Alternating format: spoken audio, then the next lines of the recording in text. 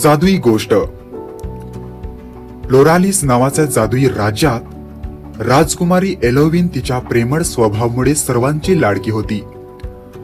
राजकुमार Florian तिच्यावर मनापासून प्रेम करत होता, पण त्याच्या आनंदावर मस्तरी जादूक राणी मॅर्गोनीनचा वाईट नजर होती. तिने जादू करून सुंदर बाग सुकावली. राज्य दुखी झाले.